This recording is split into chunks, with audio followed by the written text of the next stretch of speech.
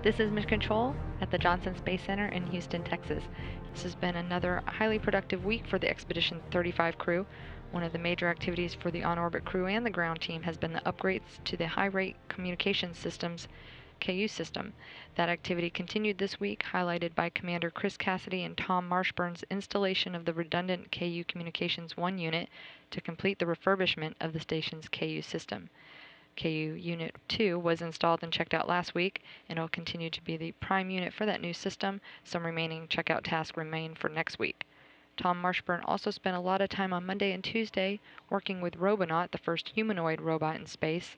Monday, Tom donned a special headgear and gloves to test some of the teleoperations of the Robonaut.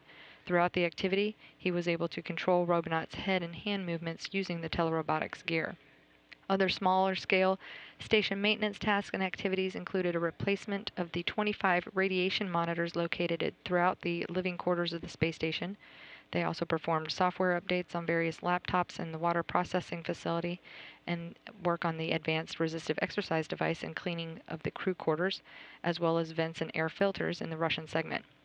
Experiments in science were also significant parts of the week's activity, including the European Space Agency's energy experiment, which Chris Hadfield participated in this week.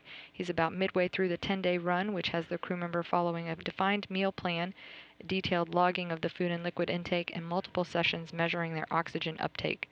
That experiment is aimed at studying the crew member's metabolic rate and measuring precisely how much food is needed for astronauts during long-duration missions. Other experiments included chromatomass, Constanta, which studies the effect of microgravity on a model enzyme, and also the BASS experiment, which is ongoing this afternoon. The crew members also participated in interactive events with the public and school children in various locations. Monday, Chris Cassidy and Tom Marshburn gathered to take questions from students at the Mary Merrick Elementary School in Pearland, Texas, answering a wide range of questions about living and working in space.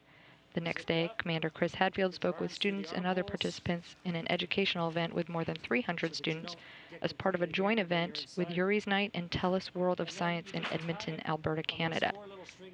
The newest crew members, Chris Cassidy, Alexander Masurkin, and Pavel Vinogradov, also had some time set aside for crew orientation to become accustomed to living and working aboard the orbiting complex. The trio had docked to the space station aboard their Soyuz spacecraft on March 28th to begin their 5-month stay aboard the complex.